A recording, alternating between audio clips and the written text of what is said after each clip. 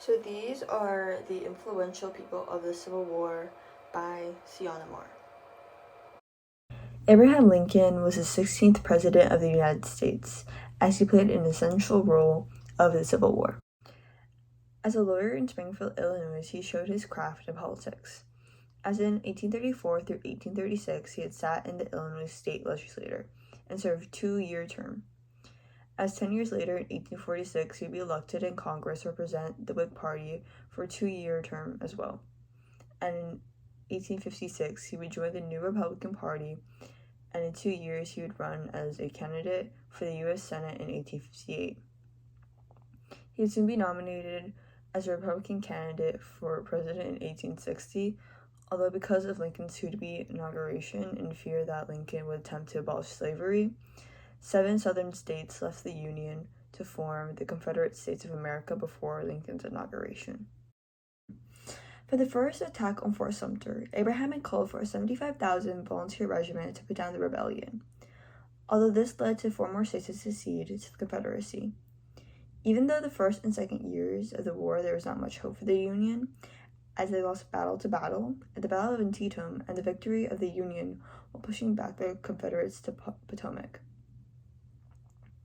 which he had soon announced the preliminary Emancipation Proclamation, which would take action in January 1st, 1863. And he said his speech of the Gettysburg Address on November 19, 1863, at the Soldiers' National Cemetery. Ulysses S. Grant was the general that had led the Union armies to victory over the Confederacy. After the capture of Fort Henry and Fort Donelson under Grant's command, he had secured his position of Major General. Although a massive Confederate surprise attack on Shiloh, Tennessee, had led to the Union count of roughly 13,000 casualties, which had not only tarnished his reputation, but had also relieved him of his command in July.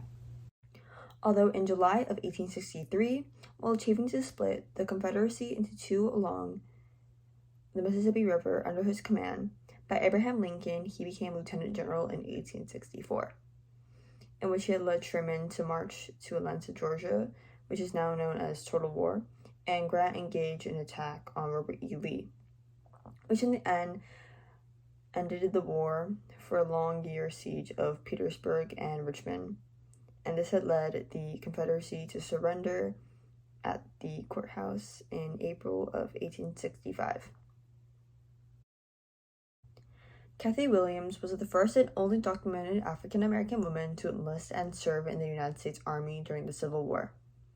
In 1861, Union forces had occupied Jefferson City during the start of the Civil War, in which they captured slaves and designated as contraband and served in military support. They would act as cooks, laundresses, and nurses.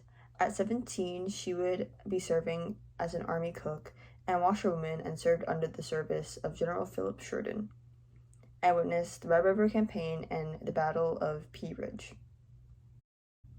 Although on November 15, 1866, she enlisted in the U.S. Regular Army under the name William Cathy, and was enlisted for a 3-year engagement.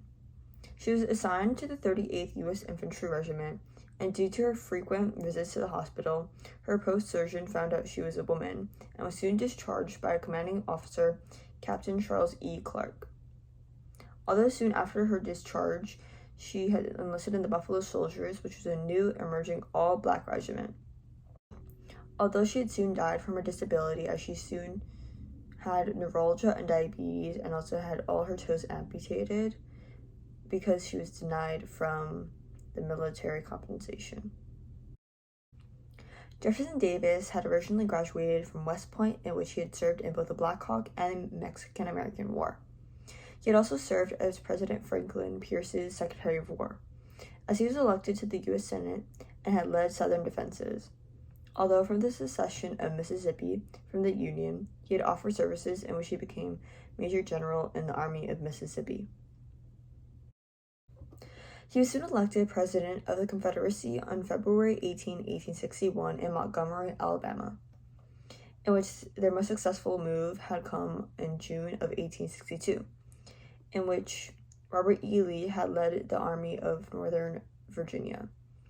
Although some had criticized Davis's leadership, many believe he guided the South as well as he could, given his limitations. Although during the Maryland campaign, they attempted to hurt the Union confidence while strengthening the Confederates' position by launching an offensive campaign. This had led to the defeat of Lee's Army of Northern Virginia and would lead them to retreat back across the Potomac, in which the Battle of Antietam, of which they would soon surrender. Davis would be imprisoned for 2 years at Fort Monroe and would be charged for treason, in which he would never go to trial for. And although his belief that Confederate secession had been constitutional, in his later years Davis would encourage Southern loyalty to the Union. Lastly, we'll be talking about Christopher Memminger. He was originally a lawyer and South Carolina legislator, in which for 20 years he headed the state's finance committee. Although he was soon to be selected to write a legal justification for South Carolina's secession from the Union. This paper was called Declaration of the Immediate Causes which Induce and Justify the Secession of South Carolina from the Federal Union. The document had outlined the primacy of fears over the institution of slavery and South Carolina's choice to leave the Union. He had soon become South Carolina's delegate to the Provisional Congress of Confederate States, in which he had chaired the committee, as he soon also drafted the Confederate Constitution